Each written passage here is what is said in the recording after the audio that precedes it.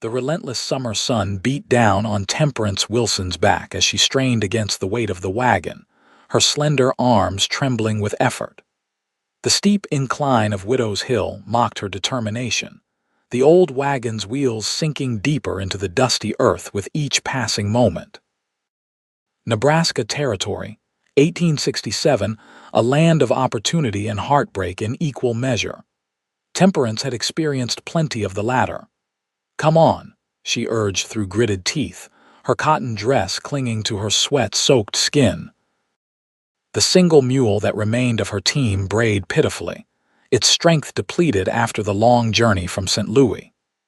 Temperance pushed harder, her boots slipping in the dirt, the weight of her dreams a new life in the West suddenly feeling impossibly heavy. The sound of hoofbeats approaching from behind barely registered in her consciousness, until a shadow fell across her straining form.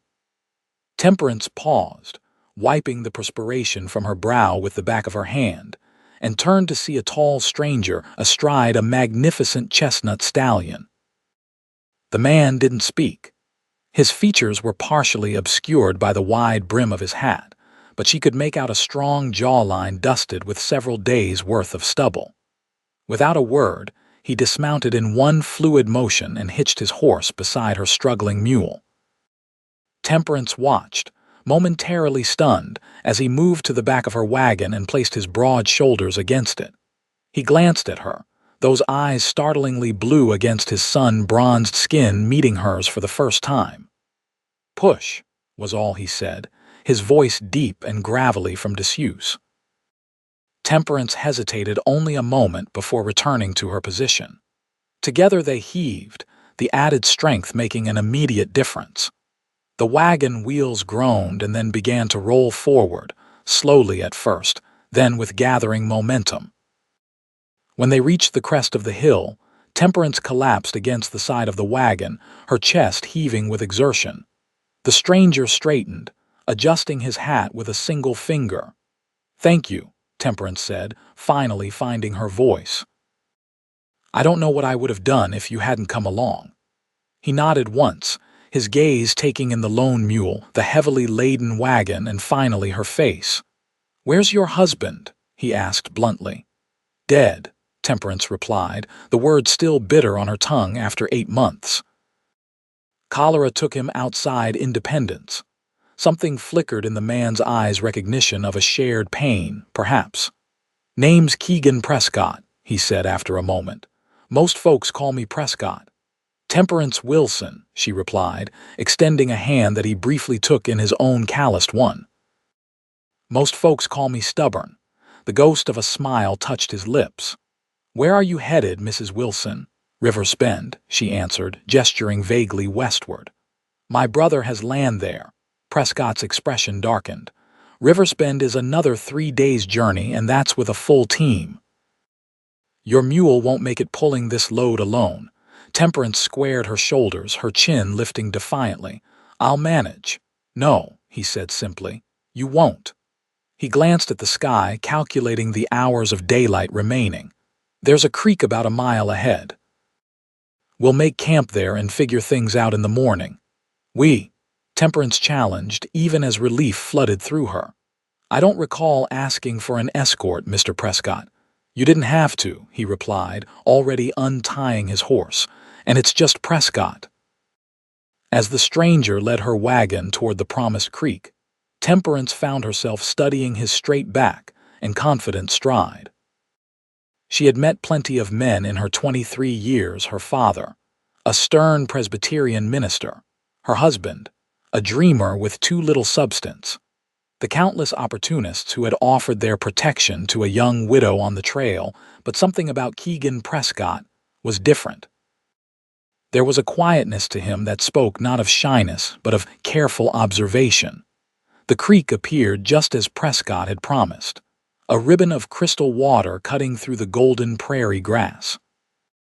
He helped her unhitch the exhausted mule and tended to both animals while Temperance gathered kindling for a fire.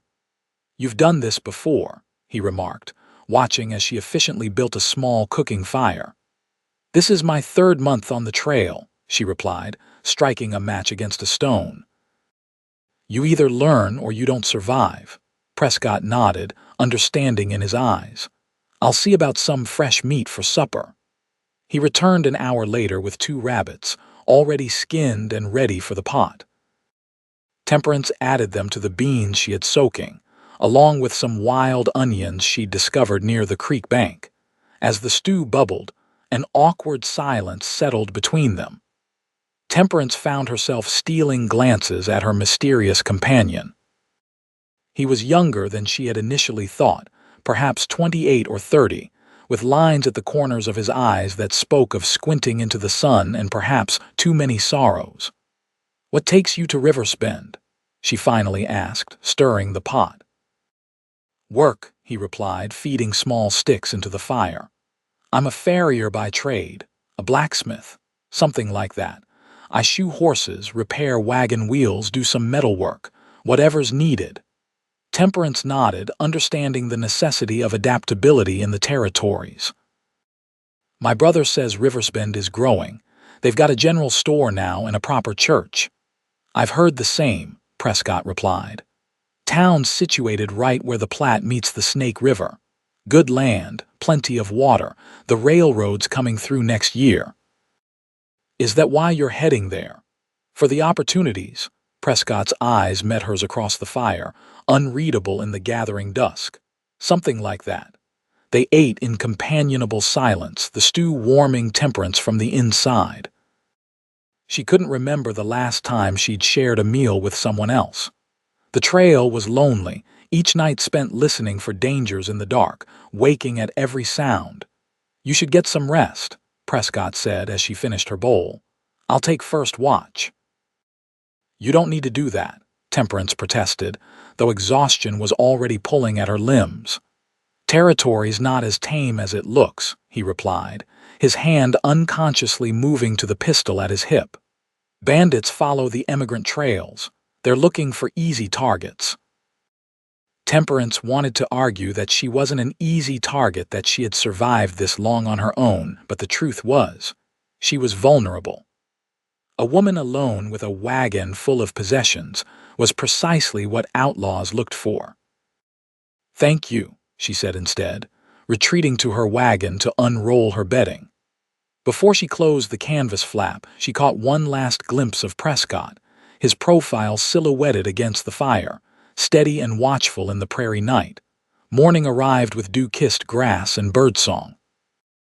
Temperance woke feeling more rested than she had in weeks, momentarily confused by the absence of fear that had accompanied every dawn since her husband's passing. Then she remembered she wasn't alone anymore. She found Prescott by the creek, washing his face in the cold water. His shirt was off, revealing a map of scars across his back, the kind that came from a whip, not battle. Temperance quickly averted her eyes, but not before noting the lean strength of his shoulders and arms, honed by years of physical labor. "Good morning," she called, announcing her presence. Prescott straightened, quickly donning his shirt.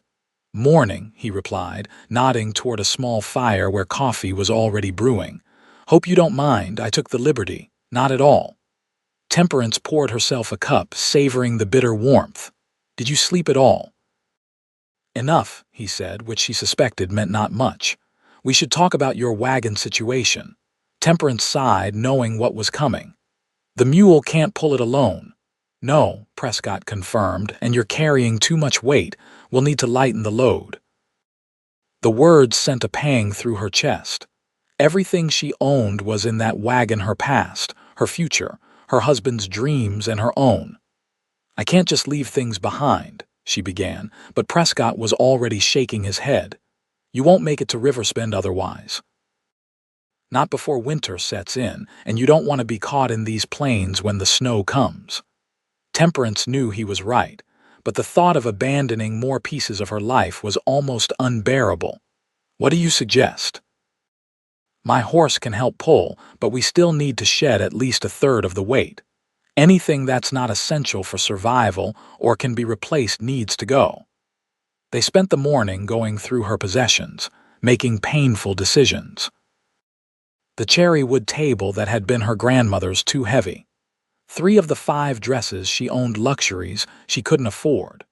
Books, dishware, the small writing desk she'd hoped to use for teaching all left behind.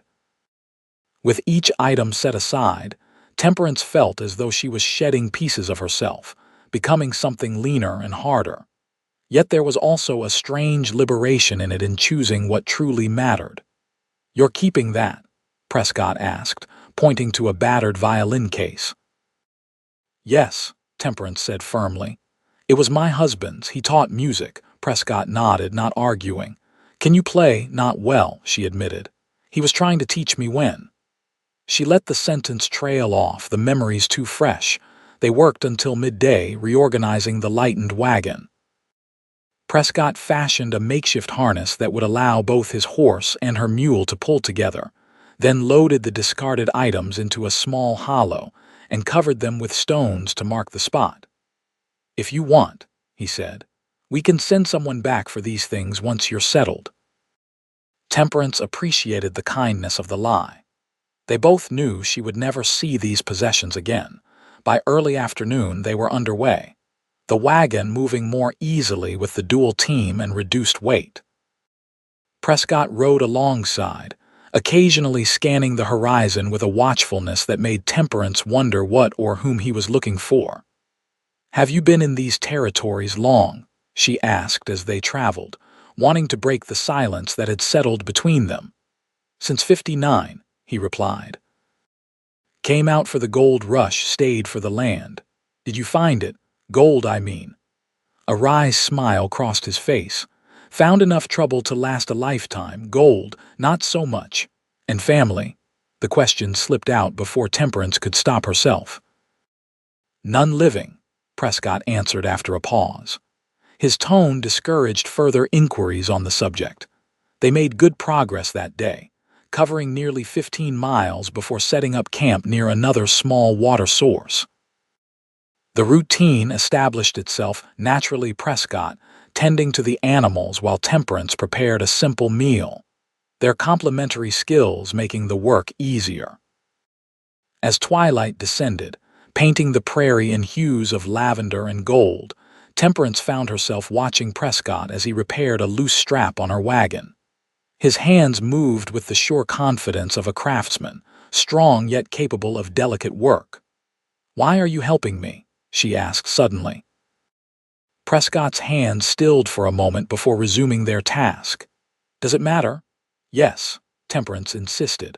"I've learned that most men want something in return for their kindness." He looked up then, his blue eyes meeting hers directly. "My mother tried to make this journey when I was a boy. No one stopped to help her when our wagon broke an axle. She died of fever before we reached the next settlement." He turned back to his work. "I swore I'd never pass someone in need, especially not a woman traveling alone." The simple honesty of his answer touched Temperance more deeply than any flowery speech could have. "I'm sorry about your mother," she said softly.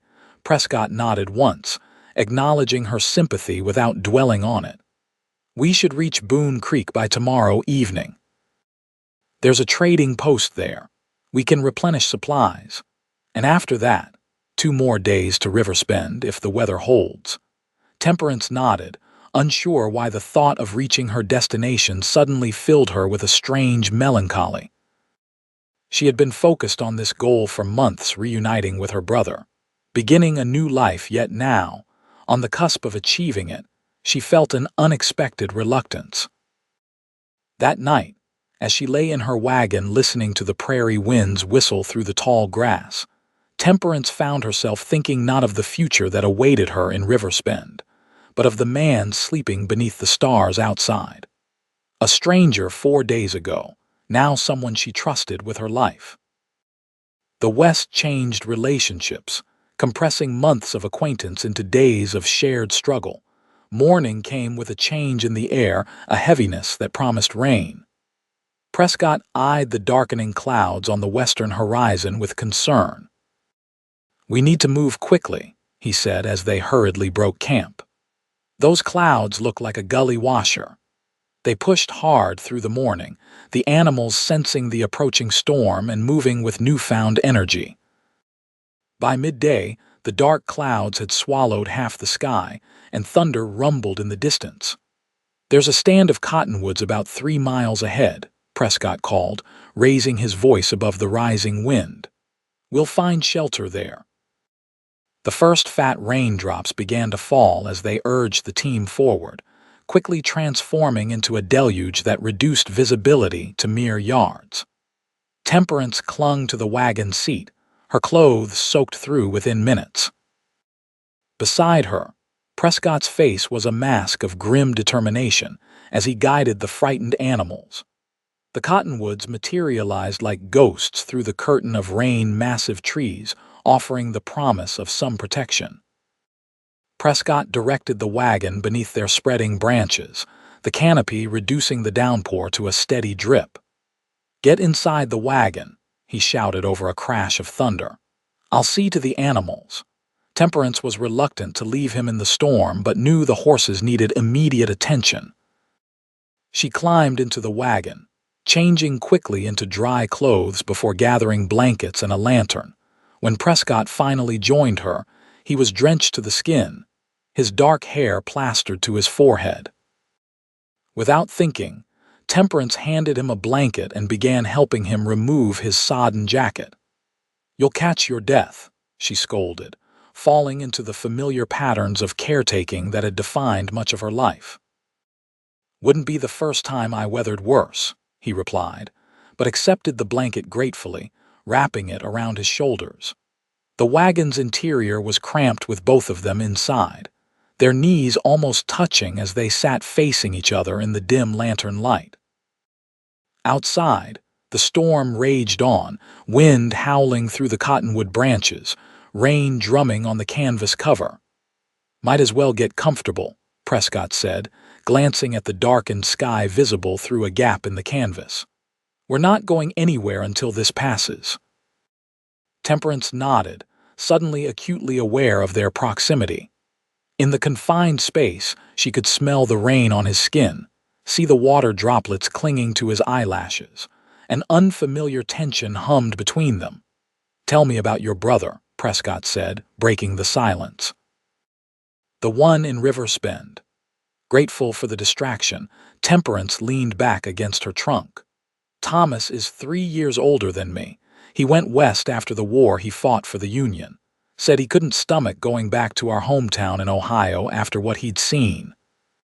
She traced a pattern on the blanket. "He wrote that he found peace in Riverspend, building something new. When my husband died, he invited me to join him. What will you do there? Thomas says they need a teacher. I was teaching in St. Louis before I married." A small smile touched her lips. "I always loved it, helping children discover the world through books." "You'll be good at it," Prescott said with a certainty that surprised her. "How would you know that?" he shrugged. "You have patience. I've watched you these past days, how you talk to your mule, how you mend things. You don't rush or force. That's what makes a good teacher." The compliment warmed her more than the blanket. "What about you? Will you stay in Riverspend after we arrive?" "For a time," he answered vaguely, "until something else calls me elsewhere." "You don't put down roots." "Tried once." "Didn't take." His eyes met hers, and for a brief moment, Temperance glimpsed a profound loneliness that mirrored her own. "Some men aren't meant for settling." "I don't believe that," she said softly. "Everyone needs somewhere to belong." Thunder crashed directly overhead, making them both start. Instinctively, Prescott reached out, his hand closing over hers in a protective gesture. For a heartbeat, neither moved, the simple contact electric between them. Then, slowly, he withdrew his hand, clearing his throat. "Storm's right on top of us. Horses will be spooked. Will they be all right?" Temperance asked, her voice slightly unsteady. "I secured them well. They've weathered storms before." He paused, listening to the torrent outside. "This will flood the lowlands. We might need to find another route tomorrow." The practical conversation restored a sense of normalcy, though Temperance couldn't forget the brief touch of his hand on hers, or the look they had shared in that moment. They passed the hours of the storm talking, Prescott telling her about the territories, the places he had seen in his travels, the people he had met. Temperance shared stories of her childhood in Ohio, her years teaching, the dreams that had brought her west despite the dangers. They carefully avoided certain topics as past before the territories, her marriage, the losses they had both endured, yet even with these gaps, Temperance felt she was coming to know this quiet man in a way few others did. As the storm gradually subsided to a gentle rainfall, fatigue overtook them. Prescott insisted on returning outside to sleep despite Temperance's protests. It wouldn't be proper, he said, already collecting his still damp coat. Propriety seems a strange concern in the middle of nowhere. Temperance replied with a touch of humor, but she didn't press the issue. Despite the trust that had grown between them, they were still essentially strangers. Before leaving the wagon, Prescott paused, his tall frame silhouetted against the canvas opening. "Thank you," he said quietly. "For what?" "The conversation. It's been a long while since I talked so much." With that, he was gone, leaving Temperance to wonder at the strange circumstances that had brought this solitary man into her life. And at the even stranger feeling stirring within her feelings, she had no business entertaining as a widow of less than a year. The next morning dawned clear and bright, the world washed clean by the storm. As Prescott had predicted, the lowlands ahead were flooded, forcing them to take a longer route that would add at least half a day to their journey. "We won't make Boone Creek by nightfall," he said, studying the waterlogged landscape. "But there's a homestead about 10 miles west that might offer shelter." The detour took them through rougher country rocky outcroppings and scattered stands of pine replacing the open prairie. Prescott grew increasingly vigilant, his hand never straying far from his pistol, his eyes constantly scanning the horizon. "Is something wrong?" Temperance finally asked when he insisted they stop for only the briefest of rests around midday. "This area has a reputation," he replied, helping her back onto the wagon seat. "Best not to linger." By late afternoon, Temperance understood his concern. They passed a burnt-out wagon, its charred remains picked clean by scavengers. Prescott urged their team past without comment, but his jaw was tight, his posture alert. "Raiders?" Temperance asked in a low voice. Prescott nodded once. "They prey on settlers, especially those traveling alone or in small groups." "Like us," she said, suddenly acutely aware of their vulnerability. "We'll be fine," Prescott assured her, though his hand moved to check that his rifle was loose in its scabbard. "Just keep your eyes open." The homestead appeared as the sun was beginning its descent, a small cabin with a barn and corral, smoke rising from its chimney. A man stood in the doorway, rifle in hand, watching their approach with wary eyes. "Stay here," Prescott instructed, dismounting and walking forward with his hands clearly visible. "Afternoon," he called to the homesteader. "We're looking for shelter for the night. The storms flooded our route to Boone Creek." The man, gray-bearded and weathered, squinted at them. "Just the two of you?" "Yes, sir. My name's Prescott. The lady is Mrs. Wilson, a widow heading to Riversbend to join her brother." Something in Prescott's demeanor or words seemed to reassure the homesteader. He lowered his rifle slightly. "Ellis Thorne," he introduced himself. "My wife Martha's inside. You're welcome to use our barn for the night." "We're grateful," Prescott said, signaling for Temperance to bring the wagon forward. The Thornes proved to be gracious hosts despite their initial caution. Martha, a small woman with kind eyes and capable hands, insisted they join the family for supper, brushing aside Temperance's offers to help. "First company we've had in 3 months," she explained as she laid out a simple but hearty meal of venison stew and cornbread. "Most folks avoid this route because of the Harlan gang." "They're the raiders?" Temperance asked. Ellis nodded grimly. "Been terrorizing these parts for 2 years now. Army can't catch them and the territorial marshals are spread too thin." "How many in their gang?" Prescott asked, his tone casual but his eyes intent. "5 last we heard. led by a man named Silas Harlan. Ellis glanced at him curiously. "You know of them?" "I've heard stories," Prescott replied noncommittally.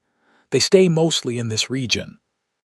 Used to range further north, but they've been concentrating around the Boone Creek area lately. That trading post has become a supply hub for the new settlements." Ellis broke off a piece of cornbread. "Word is they're planning something big." The conversation shifted to other topics: the weather, the prospects of the coming winter, news from the east that the Thorns had gleaned from infrequent travelers. Throughout the meal, Temperance noticed Prescott's preoccupation, the way his attention seemed elsewhere despite his polite responses. After helping Martha clear the table, Temperance and Prescott retired to the barn, where they had prepared sleeping areas on opposite sides of the spacious structure. As she arranged her bedroll on a pile of clean hay, Temperance found herself troubled by Prescott's sudden distance. "You've been quiet all evening," she ventured as he checked the barn doors. Prescott paused, his back to her. "Just thinking about the route ahead." "Is it the Harlan gang that concerns you?" He turned then, his expression carefully neutral. "We should be fine if we stick to the main trails and keep moving. Riverspend is only 2 days away now." "That's not what I asked," Temperance pressed, sensing his evasion. Prescott sighed, running a hand through his hair in a rare gesture of frustration. "The less you know about certain things, Mrs. Wilson, the safer you'll be." The formal address stung after the closeness they had developed. "I think we're past Mrs. Wilson, don't you? And I've faced enough dangers on this journey not to be sheltered like a child." For a long moment, Prescott regarded her, seeming to weigh something in his mind. Finally, he approached, sitting on a bale of hay near her bedroll. "The Harlan gang isn't just any group of outlaws," he said quietly. Silas Harlan was a Confederate guerrilla during the war, one of Quantrill's raiders. After the surrender, he brought some of his men west and continued fighting his own private war. They target Union veterans, government officials, anyone they see as their enemy. "Like my brother," Temperance realized with a chill. "Thomas fought for the Union," Prescott nodded, "and like many others in Riverspend. The town was largely settled by Northerners and freed slaves seeking new opportunities. It's exactly the kind of community Harlan hates." "How do you know so much about him?" A shadow crossed Prescott's face. "Our paths have crossed before." Temperance waited for him to elaborate, but he merely stood, moving back toward his side of the barn. "You should get some rest. We'll leave at first light." Sleep eluded Temperance that night, her mind churning with questions about the man who had become her protector. There was more to Keegan Prescott than the solitary farrier. He claimed to be something in his eyes when he spoke of Silas Harlan, something personal that went beyond general knowledge of a notorious outlaw. Dawn broke with a heavy mist, clinging to the fields around the Thorn homestead. Prescott was already awake and loading the wagon when Temperance emerged from the barn, her few possessions packed. Martha insisted on sending them off with provisions: fresh bread, dried venison, and a jar of preserved peaches that she pressed into Temperance's hands with a motherly smile. "It's not much, but it'll make the trail a bit sweeter," she said. "And please be careful on the road to Boone Creek. Ellis says there's been stranger activity these past few days, riders watching the trail." Prescott thanked the couple for their hospitality, his manner cordial but distracted as he helped Temperance onto the wagon seat and took the reins. They traveled in relative silence through the morning, the mist gradually burning off to reveal another clear day. The terrain grew increasingly rugged as they approached the foothills that preceded Boone Creek, offering more places for ambush, a fact that wasn't lost on either of them. "I've been thinking," Temperance said as they stopped briefly to rest the animals. "Perhaps we should bypass Boone Creek altogether." Prescott looked up from adjusting his horse's harness. "That would mean missing our chance to resupply."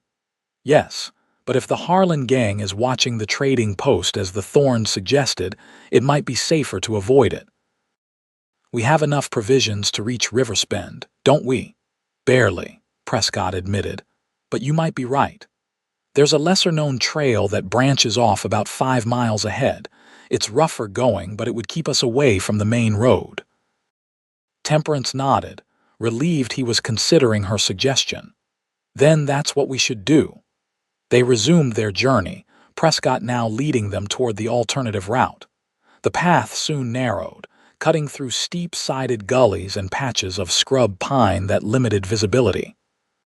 Twice Prescott called a halt, listening intently before allowing them to proceed. "Are we being followed?" Temperance finally asked during one such stop, her voice barely above a whisper. Prescott's eyes met hers briefly. "Not sure, but something doesn't feel right." They pressed on, the wagon jolting over the increasingly rough terrain.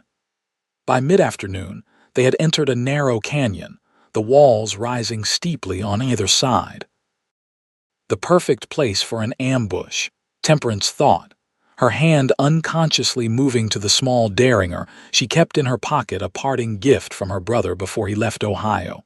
Her instincts proved correct. As they rounded a bend in the canyon, Prescott suddenly pulled the team to a halt. Ahead, blocking the path, were 3 mounted men, their faces obscured by bandanas.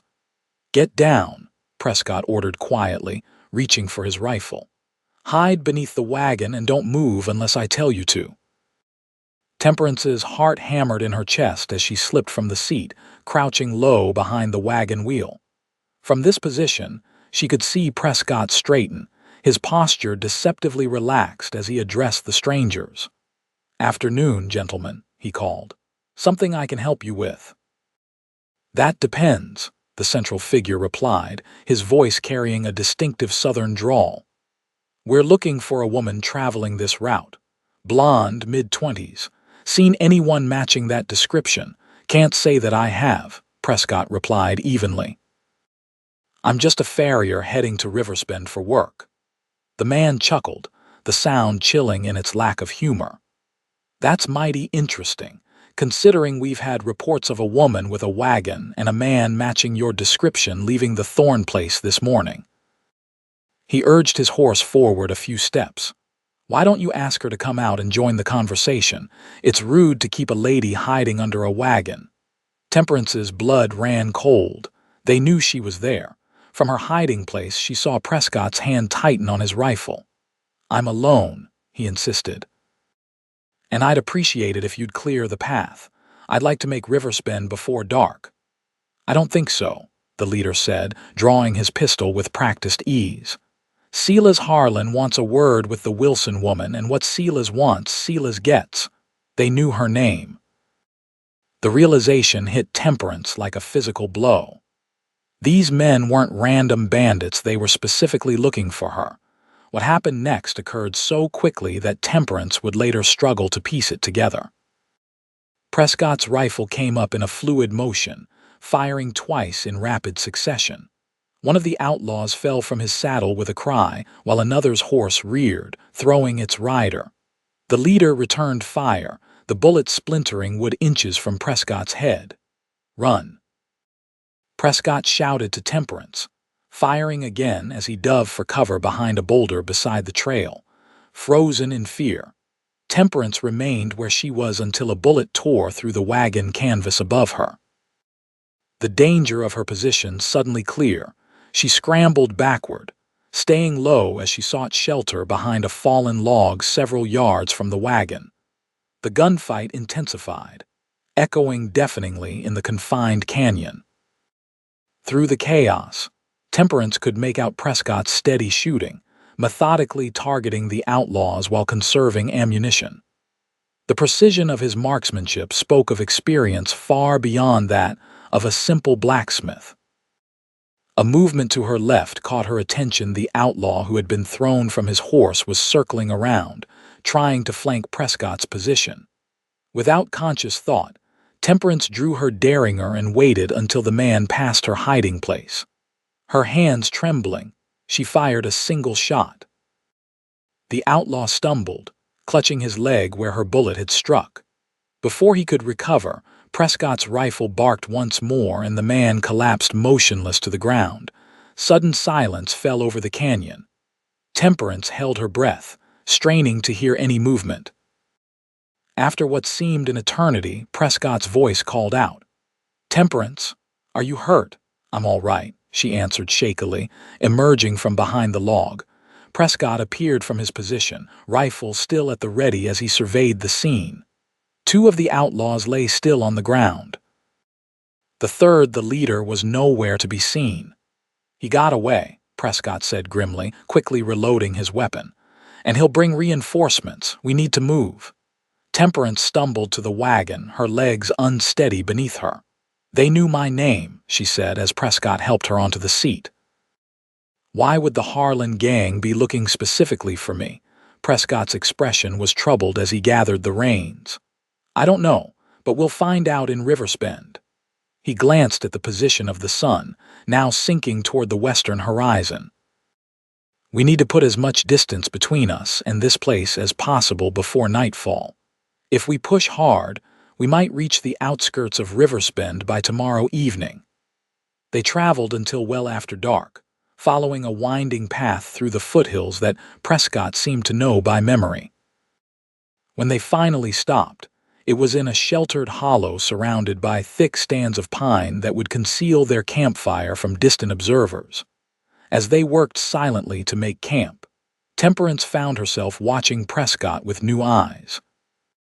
The skill he had displayed during the gunfight, his intimate knowledge of the territory, the way he had immediately taken control of the situation, these were not the actions of a simple tradesman. "Who are you?" she asked directly as they sat by the small fire, the night sounds of the wilderness surrounding them. "And don't tell me you're just a farrier. No blacksmith shoots like that." Prescott was quiet for so long that Temperance thought he might not answer.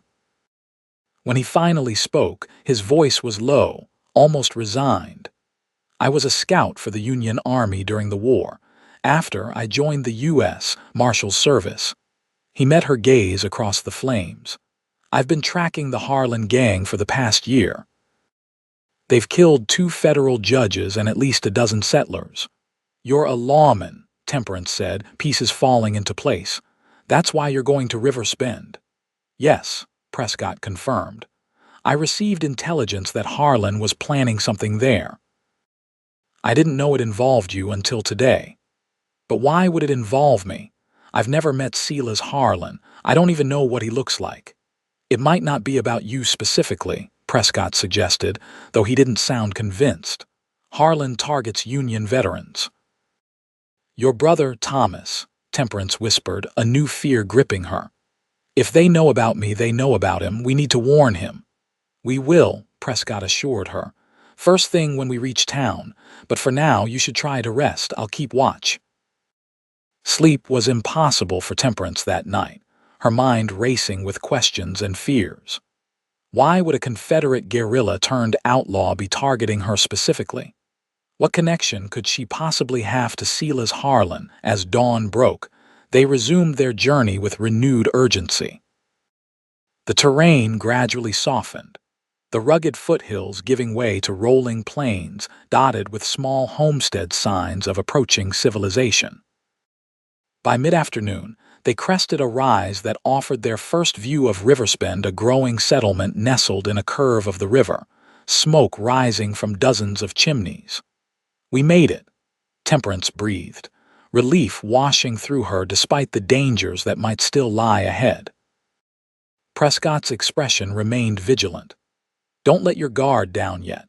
If Harlan has men in Riversbend, they'll be watching for us." They approached the town cautiously, Prescott choosing a less traveled route that brought them in from the east rather than the main road. The streets of Riversbend were busier than Temperance had expected, wagons and riders moving about, construction underway on several new buildings, signs of prosperity and growth everywhere. "My brother's place is on the north side," Temperance said, pointing toward a cluster of newer-looking homes.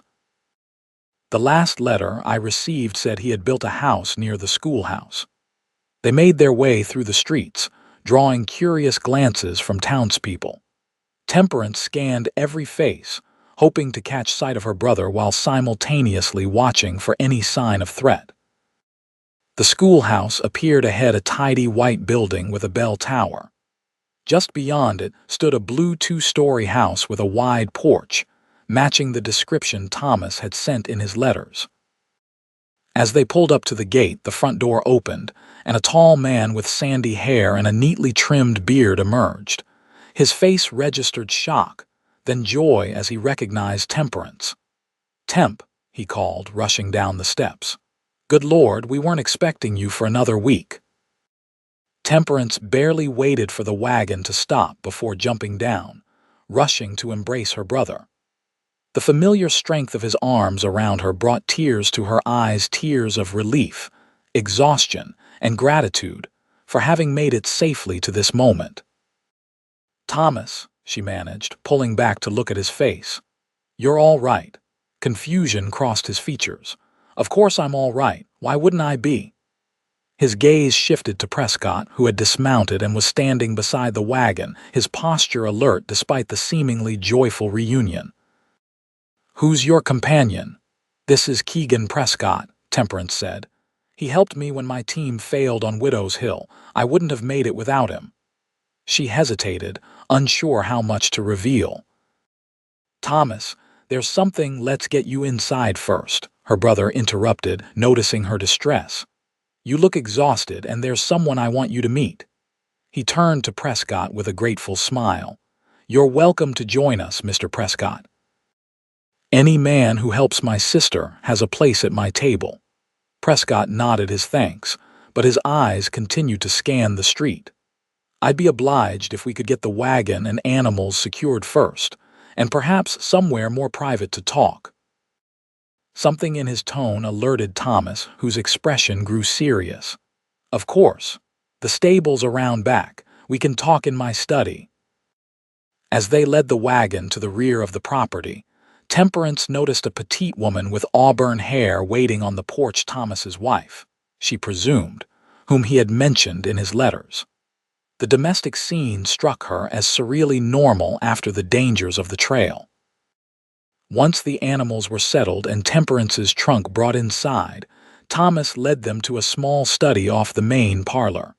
His wife, introduced as a leaner, brought coffee before discreetly withdrawing to give them privacy. "Now," Thomas said, closing the door, "what's this all about?" "You both look like you've seen ghosts." Prescott glanced at Temperance before addressing her brother directly. "Mr. Wilson, I'm a U.S. Marshal. I've been tracking an outlaw gang led by Silas Harlan." He paused, gauging Thomas's reaction. "Yesterday, we were ambushed by 3 of his men who were specifically looking for your sister." Thomas's face drained of color. "Harlan," he whispered, sinking into a chair.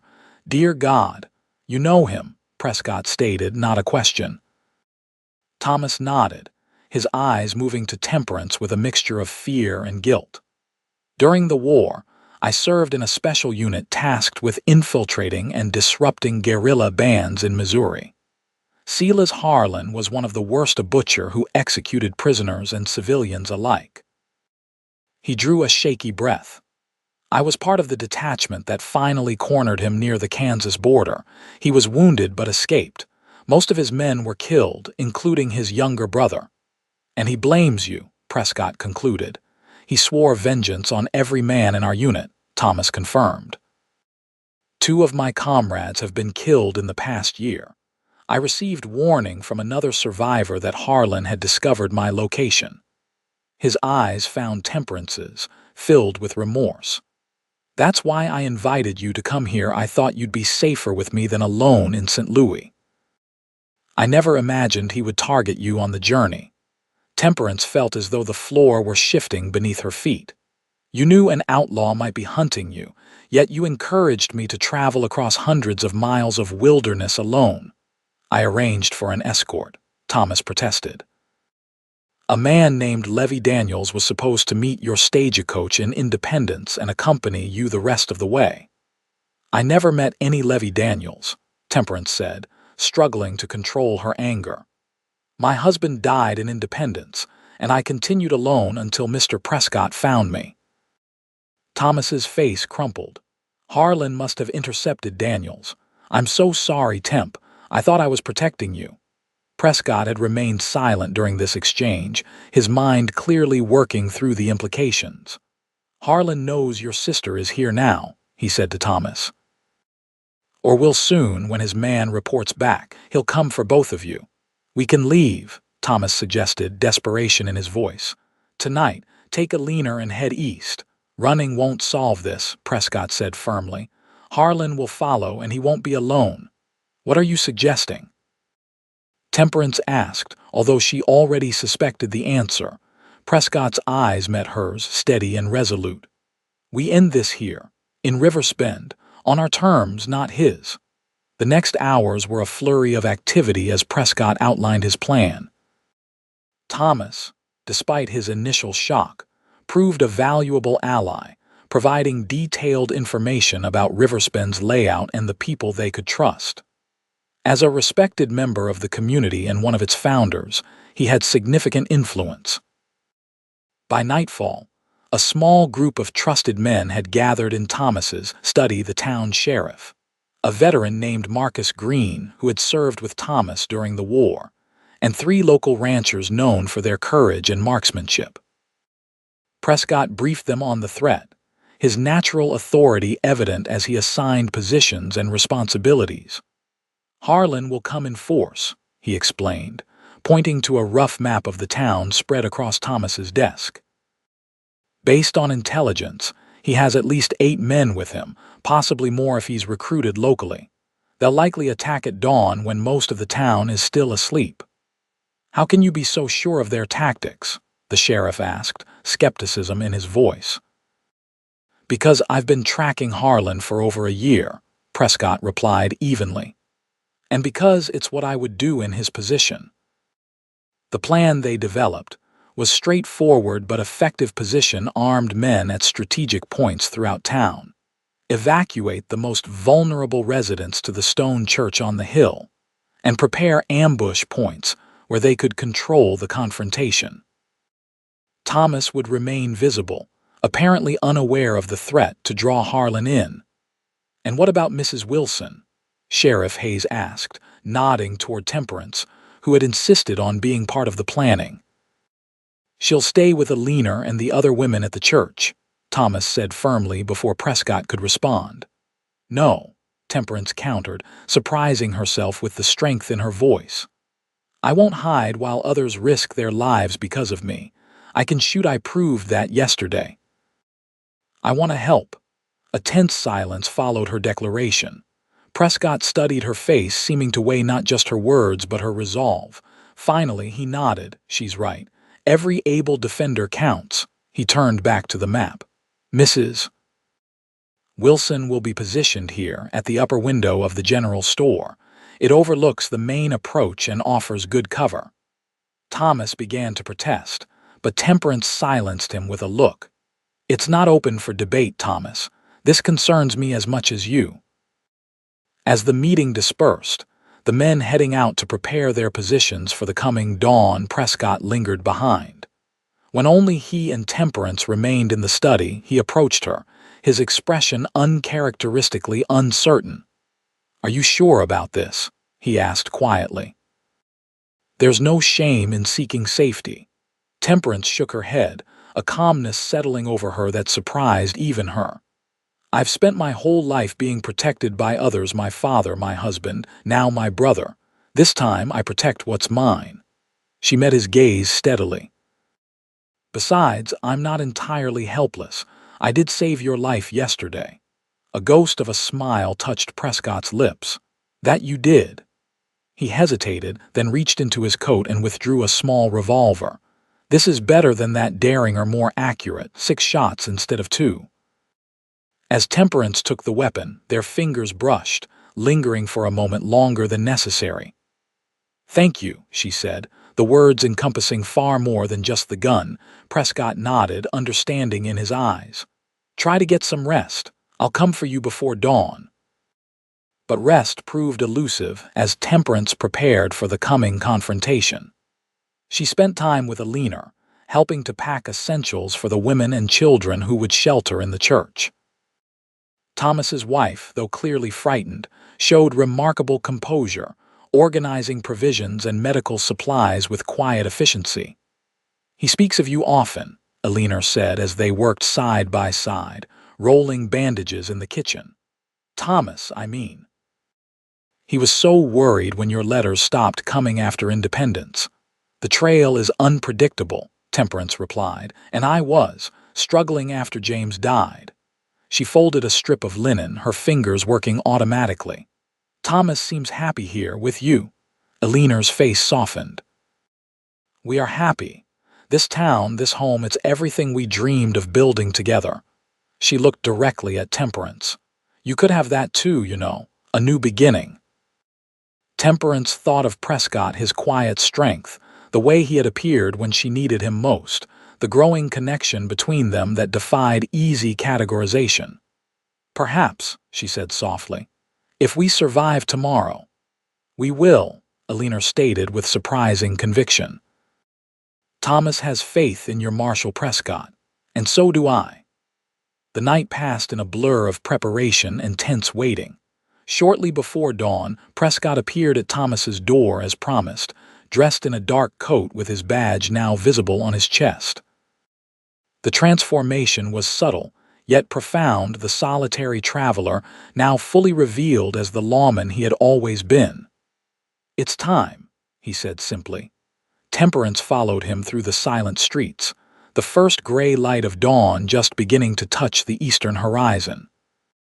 The town appeared deserted, though she knew defenders were hidden in strategic positions, waiting. Prescott led her to the general store where the owner, a stout man named Jennings who had fought at Shiloh, let them in with a grim nod. "Upper room's ready," he said, handing Temperance a loaded shotgun to complement her revolver. "Got a clear view of the main street and the approach from the north." Prescott accompanied her upstairs, checking the window position and sightlines. "Remember," he instructed, "stay low, use cover, and don't fire until you have a clear shot. These men are killers, they won't hesitate because you're a woman." "I understand," Temperance said, positioning herself beside the window. Prescott turned to leave, then paused. "Temperance," he said, her name soft on his lips. "When this is over, I know," she interrupted gently. "We'll talk. After." He nodded, holding her gaze for a moment longer before disappearing down the stairs. The waiting was excruciating. Temperance knelt by the window, watching as the town gradually emerged from darkness into the soft light of dawn. Birds began their morning songs, oblivious to the human drama about to unfold.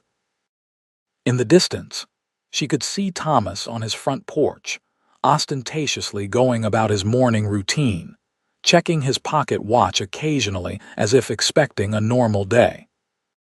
The riders appeared like ghosts through the morning mist, materializing at the northern edge of town, 8 men, moving in a disciplined formation that spoke of military experience. At their head rode a figure taller than the rest, his posture radiating authority and purpose. Silas Harlan, Temperance presumed, finally seeing the man who had haunted her brother's life and now threatened her own. The outlaws advanced slowly down the main street, their approach deliberately intimidating. Townspeople who had not been evacuated quickly retreated indoors, shutters closing, doors locking as the procession passed. When they reached the center of town, Harlan raised his hand, halting his men. His voice carried clearly in the morning stillness as he called out, "Thomas Wilson, I know you're here. Show yourself and face justice for your crimes." On cue, Thomas stepped off his porch and walked calmly into the street. From her vantage point, Temperance could see the tension in his shoulders despite his measured pace. "Silas Harlan," he responded, his voice steady. "I've been expecting you." A cold laugh came from the lead rider. "Have you now? Then you know why I've come." "For revenge," Thomas said simply. "For your brother and your men. But that was war, Harlan. We were soldiers following orders, just as you were." "My brother was 19, Harlan spat, the veneer of calm cracking. "Shot trying to surrender. You call that war, I call it murder." "Then take your grievance with me," Thomas replied. "The rest of these people are innocent." Harlan's hand moved to his pistol. "There are no innocents in war, Wilson. You should know that by now." What happened next unfolded with breathtaking speed. As Harlan drew his weapon, a shot rang out from the roof of the saloon opposite Prescott's position. The bullet struck Harlan's arm, causing his shot to go wide. Instantly, the street erupted in gunfire as the hidden defenders opened fire on the outlaws. Temperance took careful aim at a rider attempting to flank Thomas's position and squeezed the trigger. The man tumbled from his saddle, clutching his shoulder. Around her, the sounds of battle intensified: shouts, the crack of rifles, the thunder of hooves as some of the outlaws tried to retreat while others pushed forward. Through the chaos, she kept her eyes on her brother, who had taken cover behind a water trough. He was returning fire steadily, his face set in grim determination. Across the street, she caught glimpses of Prescott moving from position to position, coordinating the defense with hand signals and quick commands. The firefight seemed to last an eternity, though later Temperance would learn it was less than 15 minutes. The tide turned decisively when Sheriff Hayes and his deputies appeared at the south end of the street, effectively trapping the outlaws between two forces. "Surrender, Harlan." Prescott's voice rang out during a lull in the shooting. "Your men are down, and you're surrounded." For a tense moment, it seemed Harlan might choose death over capture. He stood in the center of the street, bleeding from his arm and another wound in his side, his remaining men either dead, wounded, or with their hands raised in surrender. "Never thought a Wilson would have the spine to face me," he called to Thomas, who had emerged from his cover. "Your sister showed more courage on the trail than I gave her credit for." "It's over, Silas," Thomas replied. "Drop your weapon." Harlan's hand twitched toward his holster, and Temperance's finger tensed on her trigger. But before any shot could be fired, Prescott stepped into view, his rifle aimed squarely at Harlan's chest. "Don't," he warned simply. Something in Prescott's tone, the absolute certainty of his intent, seemed to finally reach Harlan. With a defeated sigh, he slowly raised his hands. "Marshal Prescott, I presume," he said with a bitter smile. "Been looking forward to meeting you." "Can't say the same," Prescott replied, approaching cautiously to disarm the outlaw. "Silas Harlan, you're under arrest for murder, robbery, and assaulting a federal officer. You'll be transported to Denver for trial." As Sheriff Hayes and his deputies secured Harlan and his surviving men, Temperance descended from her position, legs shaky with the aftermath of adrenaline. Outside, the town was cautiously coming back to life, people emerging from hiding, moving to help the wounded, assessing the damage. She found Thomas first, throwing her arms around him in a fierce embrace. "You're all right," she breathed, the fear she had been suppressing finally breaking through. "Thanks to you and Prescott," he replied, holding her tight. "When I invited you to Riversbend, I never imagined you'd end up saving the town." "Where is he?" Temperance asked, looking around for Prescott. Thomas nodded toward the jail. "Taking Harlan into custody. He'll be escorting him to Denver with a federal detachment that's due tomorrow." He hesitated, studying her face. "You care for him, don't you?" Temperance couldn't deny it, not even to herself anymore. "Yes," she admitted, "though I'm not sure what that means for either of us." The aftermath of the battle kept them all occupied through the day, tending to the wounded, repairing damage, restoring order to a shaken community. Temperance found purpose in the work, using the skills she had developed on the trail to help where needed. It wasn't until evening that she finally encountered Prescott again. He was standing on the porch of her brother's house, hat in hand, his expression unreadable as she approached. "Marshal," she greeted him, suddenly uncertain how to bridge the distance that his official role seemed to create between them. Mrs. Wilson, he replied, equally formal, then softening, Temperance. Is it truly over? She asked. Harlan secured in the jail with double guards. The detachment from Denver will arrive tomorrow to transport him. He paused. Your brother and the town are safe now. And you, Temperance ventured. What happens to you now? Prescott looked out over the town, consideration in his gaze. I've been thinking about that. The Marshal's service has been after me to take a more permanent posting. Less tracking, more administration. A wry smile touched his lips. Can't say I was interested before. And now? Temperance asked, hope rising unbidden in her chest. Now I'm thinking there might be advantages to staying in one place. His eyes met hers, the usual reserve giving way to something warmer. Riverspend needs a federal marshal, the territory's growing and with the railroad coming. It's a good town, Temperance said softly, with good people. One in particular, Prescott replied, taking a step closer. Temperance, these past days on the trail, I've come to care for you in a way I didn't think possible anymore. I know it's sudden, and I know you're still grieving. She silenced him with a finger to his lips, the boldness of the gesture surprising them both. Life on the frontier doesn't allow for long courtships or formal procedures, Keegan. I've learned that what matters is the truth of what's in our hearts. She took a deep breath. And the truth in mine is that I care for you too. The kiss that followed was tentative at first, then deepening with shared emotion and promise. When they finally parted, Prescott kept his arms around her, as if afraid she might disappear. I can't offer much, he said honestly. A marshal's life isn't easy even with a permanent posting. Temperance smiled, thinking of all they had already endured together. I don't need easy. I just need you beside me. In the days that followed, as Harlan was transported to Denver and the town returned to normal, Temperance and Keegan began to build a life together. Her teaching position at the Riverspend School provided stability and purpose, while his new role as territorial marshal brought its own challenges and rewards. They were married that autumn in a simple ceremony in Thomas and Alina's garden, the trees ablaze with color, the future stretching before them like an open trail. As they spoke their vows, Temperance thought back to that moment on Widow's Hill, her alone with her struggling wagon, and the silent stranger who had appeared when she needed him most. I was thinking, Keegan said later that evening as they sat on the porch of their new home, a modest cabin on the edge of town with a view of the river, about the first time we met. Widow's Hill, Temperance recalled with a smile.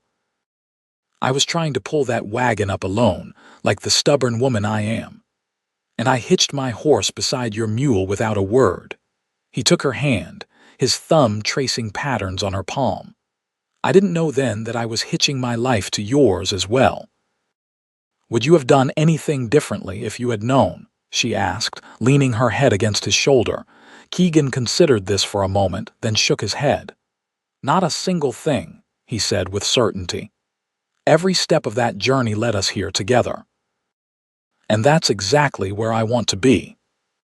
As twilight descended over Riverspend, painting the sky in shades of purple and gold, Temperance Wilson Prescott knew with absolute certainty that after all the struggles and losses, all the miles traveled and dangers faced, she had finally found her true home not in a place, but in the heart of the quiet lawman beside her, whose strength had matched her own from the very beginning. The years that followed brought challenges and joys in equal measure.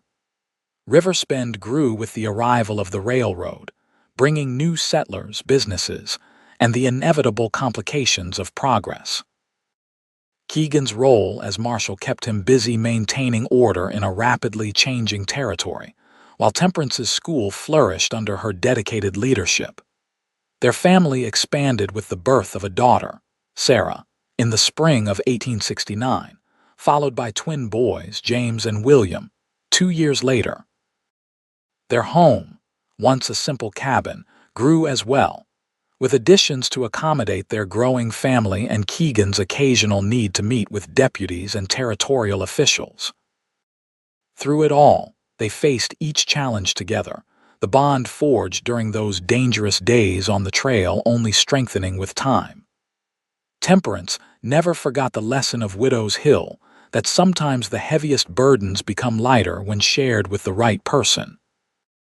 On the 10th anniversary of their meeting, Keegan surprised her with a gift, a small painting of a wagon on a hill, a woman straining against its weight, and a rider approaching from the distance.